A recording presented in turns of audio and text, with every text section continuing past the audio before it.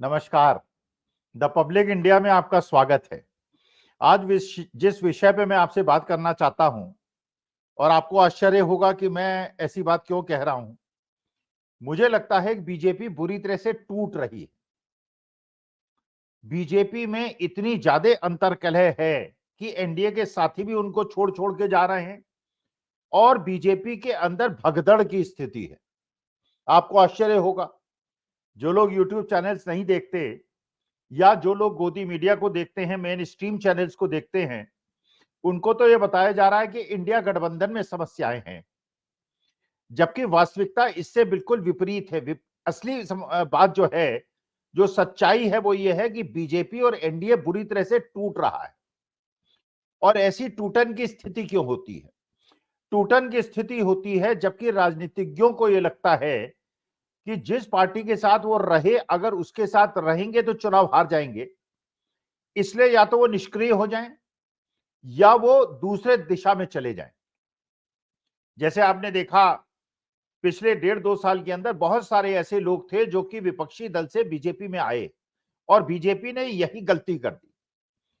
BJP ने जो अपने निष्ठावान लोग थे उनको ध्यान न देकर जो कांग्रेस के अंदर और विपक्षी दलों के अंदर मुख्य लोग थे उनको अपने अंदर ले लिया, तो उसके अंदर एक विक्षोभ की स्थिति बीजेपी के अंदर पैदा हो गई। और आज स्थिति यह है कि बीजेपी वाले ये कह रहे हैं, बीजेपी के जो कार्यकर्ता हैं या नेता हैं, वो ये कह रहे हैं हमें कम से कम 1/3 रिजर्वेशन दे दो, कम से कम राज्यसभा की सीटें हमें दे दो, कम से कम कुछ मुख्यमंत्री हमको दे दो, कुछ मंत्री हमको दे दो। क्योंकि ज्यादातर लोग वो मुख्यमंत्री बन रहे हैं या मंत्री बन रहे हैं या बड़े पद पा रहे हैं या राज्यसभा में जा रहे हैं जो कि अपोजिशन में थे, जिन्होंने कभी भी बीजेपी के सिद्धांतों का समर्थन नहीं किया था। आप देखिए, हनुमान बेनीवाल राजस्थान के अंदर बहुत कद्दावर नेता, कई बार के एमपी विधायक का इलेक्शन जीते, एमपी का इलेक्शन जीते, नागौर के एक प्रतिष्ठावान नेता, और पिछली बार 2019 के चुनाव में वो बीजेपी के सहयोगी थे, लेकिन बीजेपी का सहयोग किया, जीते अपनी पार्टी से, लेकिन बीजेपी के एनडीए में थे। और जब उन्होंने अन्नदाता और किसानों के साथ हुए अत्याचारों को देखा, तो किसान कौम से आते हैं, किसान कौम पे ये दुर्दशा देखकर उन्होंने एनडीए का साथ छोड़ दिया। और अभी उन्होंने कल की तारीख में निर्णय हुआ कि उनका और कांग्रेस का समझौता हो गया, नागौर की सीट हनुमान बेनीवाल के लिए कांग्रेस ने छोड़ दी, हनुमान बेनीवाल लड़ेंगे। इसी प्रकार से एक सीट सीकर की कांग्रेस ने छोड़ दी सीपीआई-एम के लिए। और सीपीआई-एम, क्योंकि पिछली बार के विधानसभा चुनाव में आपने देखा कि अगर कांग्रेस के वोट, वहां के जो आदिवासी ग्रुप्स हैं उनके वोट और कम्युनिस्टों के वोट डिवाइड होते हैं तो बीजेपी जीतती है। अब क्योंकि हनुमान बेनीवाल आपके साथ आ गए, क्योंकि सीकर की सीट में सीपीआई-एम का कैंडिडेट आ गया, तो एक समझौता हो गया और अपोजिशन वोट्स का जो डिवीजन था वो खत्म हो गया। बीजेपी के लिए समस्याएं बढ़ गई।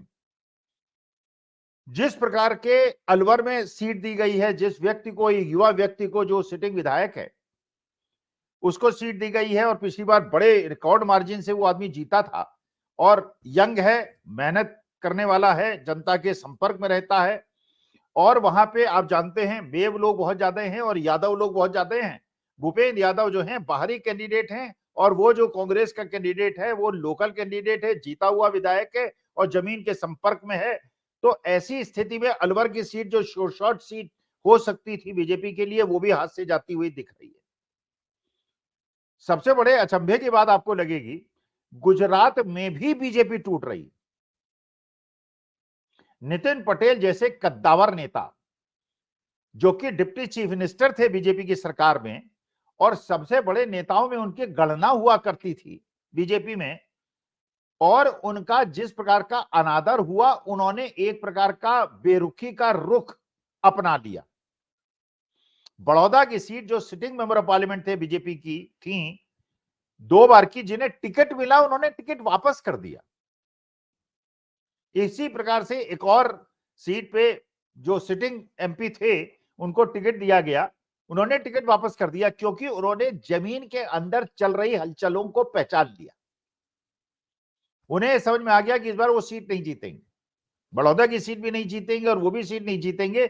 गुजरात, जहां पे ये कल्पना आप नहीं कर सकते थे कि बीजेपी को कोई हरा सकता है, और अगर गुजरात के अंदर ये स्थिति है तो पूरे देश के अंदर क्या स्थिति है आप इसकी कल्पना कर सकते हैं। नितिन पटेल जैसे लोगों का निष्क्रिय हो जाना और दो सिटिंग मेंबर ऑफ पार्लियामेंट्स को टिकट देने के बाद इंकार कर देना, इसका मतलब यह है कि गुजरात के अंदर बीजेपी के अंदर इतनी ज्यादा ऊहापोह है, क्योंकि वहां पे जो मुख्यमंत्री हैं वो एक प्रकार के अनभिज्ञ मुख्यमंत्री हैं।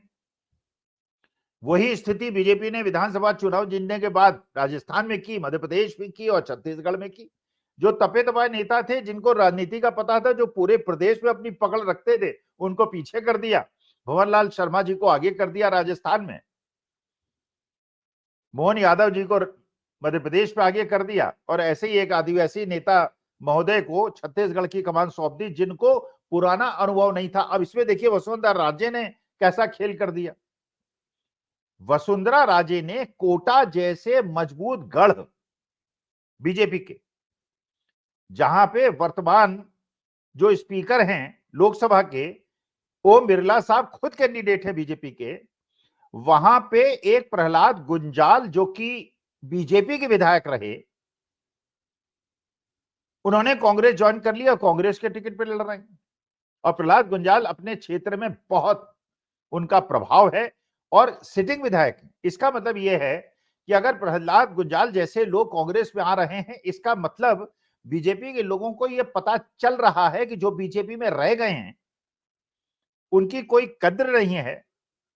तो इससे बेहतर है कि कम से कम उस पार्टी में जाओ जहां पे जीतने के बाद आपकी इज्जत हो और आप हाई कमान से सीधे बात कर सको। यही स्थिति बीजेपी ने हिमाचल प्रदेश में पैदा कर ली।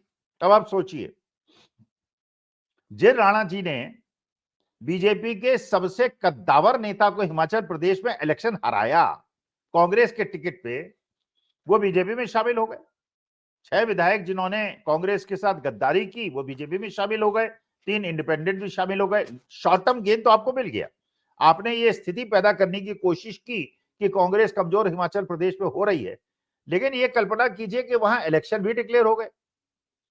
अब इन लोगों को टिकट देंगे जो 6 जो कांग्रेस से जीते थे और बीजेपी में आ गए, इनको टिकट देंगे, या उन लोगों को टिकट देंगे जो कि बीजेपी के नेता थे और पिछली बार हार गए थे? तो किसी का राजनीतिक कद तो आपको कम करना है। इनको टिकट दोगे तो ये होगा कि कांग्रेसियों को टिकट मिलता है, बीजेपी वालों को टिकट नहीं मिलता है, और बीजेपी वालों को देंगे तो ये लोग धोखा खाते हुए महसूस करेंगे। जो महारानी है राजा वीरभद्र सिंह की पत्नी, कांग्रेस की आज की तारीख में भी हिमाचल प्रदेश कांग्रेस कमेटी की अध्यक्ष, चुनाव लड़ने से उन्होंने इनकार कर दिया है। अब वो कांग्रेस में तो रह सकती थी, लेकिन अगर वो बीजेपी में जाती है, उनके पुत्र बीजेपी में जाते हैं, तो क्या उन्हें मुख्यमंत्री पद मिलने वाला है? कांग्रेस में तब भी चलिए थोड़ी बहुत संभावना थी कि उनको मुख्यमंत्री पद मिल जाए, लेकिन वहां तो मिलने की कोई संभावना नहीं है। तो इसका मतलब यह है कि कांग्रेस के लोगों को बिना सोचे समझे बीजेपी में ज्वाइन कराने के कारण आप अपने के लिए खुद विपत्ति का पैदा कर रहे हैं, तो बीजेपी टूट रही है। आप ये देखिए बिहार के अंदर जो स्थिति पैदा हो गई है, वहां सिर्फ अटौवल है। बिहार के अंदर सम्राट चौधरी ने जिस प्रकार का घृणात्मक एक स्टेटमेंट दिया है लालू प्रसाद यादव और उनकी पुत्री के अंतर संबंधों के बारे में, और उनके एक दूसरे के प्रति प्रेम और सद्भाव और एक जो पिता पुत्री का संबंध होता है उसके बारे में, तो उन्होंने एक प्रकार से बीजेपी को एक्सपोज कर दिया है और बीजेपी की नारी शक्ति को और बिहारियों की अस्मिता को चैलेंज कर दिया है। और दुख की बात है, आज तक सम्राट चौधरी डिप्टी चीफ मिनिस्टर भी हैं और बिहार प्रदेश भारतीय जनता पार्टी के अध्यक्ष भी हैं, उन्हें हटाया नहीं गया है। यही स्थिति मध्य प्रदेश में है, यही स्थिति कर्नाटक में है। अब कर्नाटक जो एक बहुत मजबूर गढ़ हुआ करता था बीजेपी का, आपको पता ही है पिछली बार 26 सीटें शायद वहां पे हैं, 1-2 सीटें छोड़ के एक इंडिपेंडेंट या जेडीएस के जीते थे, कांग्रेस के केवल डीके शिवकुमार के भाई डीके सुरेश जीते थे, उसके अलावा सारी सीटें बीजेपी के पास थी। और आज की तारीख में स्थिति यह है कि सदानंद गौड़ा जो कि चीफ मिनिस्टर थे बीजेपी के, वो कांग्रेस ज्वाइन करने के चक्कर में है।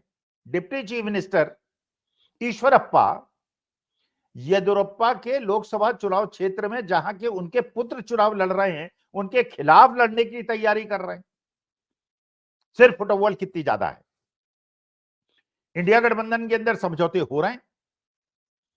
पप्पू यादव बिहार के अंदर उन्होंने कांग्रेस ज्वाइन कर ली। महाराष्ट्र के अंदर प्रकाश अंबेडकर जी ने समर्थन दे दिया। हरियाणा के अंदर एक sitting member of parliament BJP के कांग्रेस के अंदर आ गए। राजस्थान के अंदर एक sitting member of parliament Rahul कस्बा, जो कि 2 बार के सिटिंग मेंबर ऑफ पार्लियामेंट थे और 2.5-3 लाख वोट से जीते थे, और अभी 3 बार के मेंबर ऑफ पार्लियामेंट थे। उनकी मां भी विधायक थी बीजेपी की, अपोजिशन की नहीं, बीजेपी की, खानदानी संघी लोग, और वो कांग्रेस में आ गए। इस बार फिर इलेक्शन लड़ रहे हैं और 100% चांस है कि वो जीतेंगे। तो इस प्रकार से जो गोदी मीडिया दिखा रहा है कि इंडिया गठबंधन में समस्याएं हैं, वास्तविकता में वो छुपाने की कोशिश कर रहा है। और बदहवासी की स्थिति है बीजेपी के अंदर कि बीजेपी बहुत बुरी तरह से टूट रही है।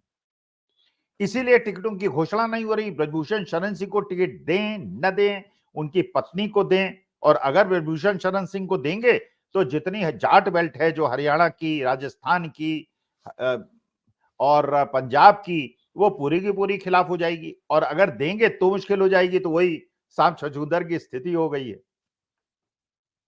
पिछले विधानसभा चुनाव में वेस्ट बंगाल के अंदर बीजेपी ने अच्छा परफॉर्मेंस किया था, अच्छी खासी सीटें मिल गई थी, 70-72 सीटें मिल गई थी। लेकिन काफी लोग जो टीएमसी से बीजेपी में गए थे वो वापस लौट गए, और टीएमसी मजबूत हो गई है, बीजेपी कमजोर हो गई है, क्योंकि ये मैसेज चला गया है कि जिस सिद्धांतों पे ये लोग काम करते हैं उन सिद्धांतों पर ये अडिग नहीं रहते, और भारत की जो सभ्यता और संस्कृति है उसका ये समर्थन नहीं करते। महाराष्ट्र में वही स्थिति है। बारामती में शरद पवार की पुत्रिया सुप्रिया सुले जो वहां पे सिटिंग मेंबर ऑफ पार्लियामेंट हैं, वो चुनाव दोबारा लड़ेंगी एनसीपी के टिकट पे। और एनसीपी के अजीत पवार गुट के अपनी पत्नी को वहां से चुनाव लड़ाना चाहते हैं। और वहां पे जो शिवसेना एकनाथ शिंदे गुट के लोग हैं वो कह रहे हैं कि हम ये सीट छोड़ेंगे नहीं, हम तो यहीं लड़ेंगे। अब वहां सिर फोटोवल चालू है। तो ऐसी परिस्थिति मेरे ख्याल से बन रही है जहां पे नीतीश कुमार बिहार में कोशिश करेंगे कि चिराग पासवान के लोग जहां लड़ रहे हैं न जीते, और चिराग पासवान के लोग कोशिश कर रहे हैं कि नीतीश कुमार के लोग जहां खड़े हैं वो न जीते। क्योंकि देखिए, जब एक अलायंस बनता है तो उस अलायंस के अंदर एक समन्वयन की आवश्यकता होती है, वो ट्रांसफर्स की आवश्यकता होती है, फोर्सेस के इंटीग्रेशन करने की आवश्यकता होती है, जो कि बीएसपी एसपी के गठबंधन में पिछले लोकसभा चुनाव में सोचने के बावजूद और अरिथमेटिक होने के बावजूद नहीं हुआ। क्योंकि बहन जी के वोट ट्रांसफर अखिलेश के यहां नहीं हुए, अखिलेश के भी नहीं हुए, थोड़े बहुत हो गए, इसलिए बहन जी को 10 सीटें मिल गई और अखिलेश को केवल 5 सीटों पे समझौता करना पड़ा, क्योंकि वोट ट्रांसफर। तो क्या ये वोट ट्रांसफर एकनाथ शिंदे गुट के और अजीत पवार गुट के होंगे? जहां अजीत पवार के लोग खड़े होंगे वहां क्या एकनाथ शिंदे का वोटर उन्हें वोट करेगा? यहां जहां एकनाथ शिंदे के कैंडिडेट होंगे वहां अजीत पवार के लोग उनको वोट करेंगे। तो ये उहापोह की जो स्थिति पैदा कर दी है बीजेपी ने अपने खुद के कर्मों से कर दी। अब आप देखिए, उड़ीसा के अंदर बहुत बात चल रही थी, बीजू जनता दल और बीजेपी के अंदर समझौता होगा। बीजेपी वालों ने भी इसका विरोध किया और ये बीजू जनता दल ने भी इसका विरोध किया। इसलिए विरोध किया कि आपसी में नंबर 1 नंबर 2 की पार्टी थी, एक दूसरे के खिलाफ संघर्ष कर रहे थे, साथ मिलकर लड़ेंगे तो वोट ट्रांसफर कैसे होगा? फिर वही स्थिति पैदा होगी जो बिहार में हो रही है, जो महाराष्ट्र में हो रही है। समझौता नहीं हुआ।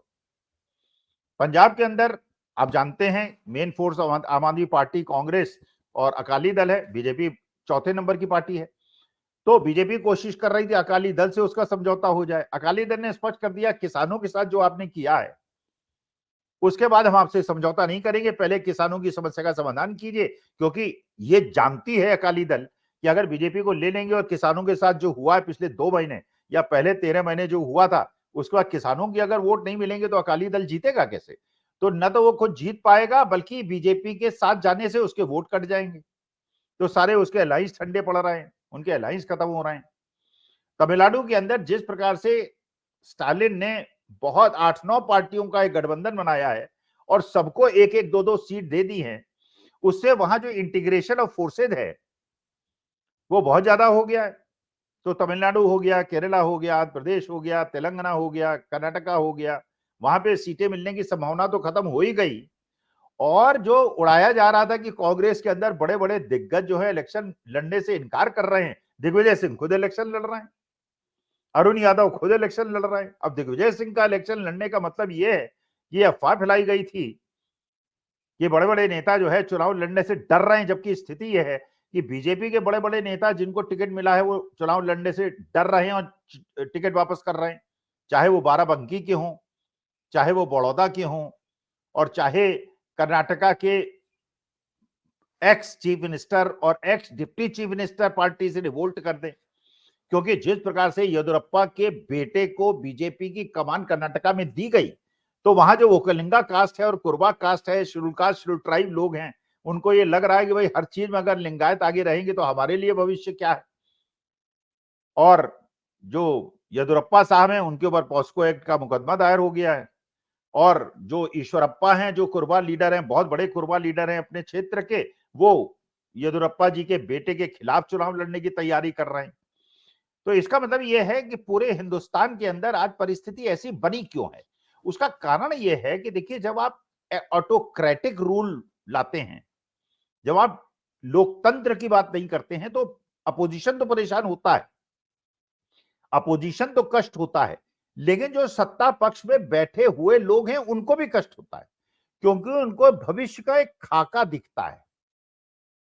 उनको दिखता है कि आज से 3 महीने के बाद अगर ये लोग सत्ता में लौट आए, तो अभी तो विपक्षियों के साथ कर रहे हैं, कल हमारे साथ करेंगे। जो खिलाफ बोलेगा गुजरात लॉबी के, वो जेल जाएगा, या तो चुनावी बॉन्ड दो या जेल जाओ, मतलब अपनी पार्टी वालों के लिए। और जो विपक्षी पार्टी वाले हैं उनके पास 3 विकल्प होंगे, या तो जेल जाओ, या चुनावी बॉन्ड खरीदो, या हमारी पार्टी में आ जाओ। तो जितने ज्यादा आशंकित अपोजिशन पार्टी वाले हैं, उतने ही ज्यादा आशंकित बीजेपी वाले हैं। तो भीतर घात की बहुत बड़ी स्थिति पैदा है। योगी जी भी, जो उत्तर प्रदेश के नेता हैं और मुख्यमंत्री हैं, वो भी ये जानते हैं कि अगर तीसरा टर्म मिल गया दिल्ली के अंदर, तो उनके लिए भी मुश्किलें पैदा हो जाएंगी। कि जिस प्रकार जौनपुर में हुआ, उनके खासम खास धनंजय सिंह को टिकट नहीं दिया गया, ना उनकी पत्नी को दिया गया, धनंजय सिंह को तो चलिए जेल हो गई, लेकिन दे दिया गया एक ऐसे व्यक्ति को जो महाराष्ट्र के अंदर रहा 30-40 साल से, कृपाशंकर सिंह, और जिसका जौनपुर से कोई गांव जरूर है, रहने वाले वहां के हैं, लेकिन जो एक क्षेत्र के अंदर काम करने की उपलब्धि होती है वो नहीं है। तो वहां भी उन्होंने जिस प्रकार से हर लॉबी को छेड़ दिया है, हरिशंकर तिवारी के बेटे विनय शंकर तिवारी के यहाँ ईडी और सीबीआई की रेड करा दी। दिल्ली के अंदर जहां ये स्थिति थी कि 7 सीटें बीजेपी जीता करती थी, आम आदमी पार्टी के काडर को छेड़कर, और आपको ये पता है कि आम आदमी पार्टी का काडर कितना कमिटेड है और पढ़ा लिखा है, और अपने क्षेत्र के उनके विधायक कॉर्पोरेटर कांटेक्ट में जनता के रहते हैं, और रात को 11-11 बजे भी उनके साथ रहते हैं। तो ऐसे लोगों के साथ अगर उन्हें जेल भेजेंगे, तो उनकी पत्नियों की सहानुभूति तो इंडिया अलायंस को मिल जाएगी, चाहे वो सत्येंद्र जैन की पत्नी हो, चाहे वो अरविंद केजरीवाल की पत्नी हो, चाहे वो संजय सिंह की पत्नी हो, उनके बच्चे हों। अगर वो सड़कों पे निकलेंगे, सहानुभूति आप जानते हैं कितनी बड़ी होती है। जबकि ये बात सिद्ध हो गई है, जो आतिशी ने कहा कि मनी ट्रेल तो दिखा रहा है कि बॉन्ड तो उस आदमी ने जिसने शराब का व्यापारी था, अरविंदो फार्मा का डायरेक्टर था, पैसा तो उसने हमारे को तो 1 रुपया नहीं दिया, पैसा तो सारा का सारा बीजेपी को दिया है। तो हमसे समझौता हो, हमसे लाभ उठाए और पैसा बीजेपी को दिए, कैसे हो सकता है। इसका मतलब यह है कि चुनावी बॉन्ड ने एक प्रकार का रहस्योद्घाटन कर दिया है, पूरा मौसम बिल्कुल साफ कर दिया है, और उसके हिसाब से यह भगदड़ मची हुई है कि सत्ता बदलने के बाद ऐसे लोग जिन्होंने इनका साथ दिया है, उनका क्या होगा, उनका भविष्य क्या होगा। और जिस प्रकार इन्होंने लोगों को बंद किया है, और वो अधिकारी भी आज सोचने के लिए मजबूर हैं, चुनाव आयोग के हों, ईडी के हों, सीबीआई के हों, कि अगर कानून को अपने हाथ में लेकर, और आप कल्पना कीजिए मनीष सिसोदिया के बहुत ज्यादा चांस है, सुप्रीम कोर्ट ने जिस प्रकार की टिप्पणी की है, उनको बेल मिल जाए, अरविंद केजरीवाल को बेल मिल जाए। अगर उनको बेल मिल जाएगी, बाहर हो जाएंगे तो भी मुसीबत है, नहीं बेल मिलेगी तो भी मुसीबत है, क्योंकि उनकी पत्नियां हाथ जोड़ के जब दिल्ली की सड़कों में निकलेंगी तो एक तरफा युद्ध हो जाएगा। तो मेरे ख्याल से बीजेपी गलती पे गलती कर रही है, बार बार चूक कर रही है। भारत के राजनीतिक इतिहास के बारे में शायद उनकी समझ कम हो गई है कि इस प्रकार का चुनाव के पहले अगर आप आचरण करेंगे, चुनावी बॉन्ड में अभी बहुत रहस्योद्घाटन होने हैं, 31 मार्च से पूरे ईवीएम के ऊपर पूरे हिंदुस्तान में अपोजिशन अपना युद्ध लड़ने जा रहा है लोकतांत्रिक रूप से, उसका भी असर होगा। किसानों की भी समस्या रिजॉल्व है और जो वचन पत्र दिया है कांग्रेस ने उसका भी प्रभाव होगा। तो मुझे ऐसा लगता है बीजेपी अगले 1 महीने में बुरी तरह से टूटने वाली है और इंडिया गठबंधन अच्छी तरह से एकजुट होने वाला है। इसलिए भविष्य में लिखी हुई इबारत हमें आपको देखनी चाहिए। धन्यवाद, बहुत बहुत आभार।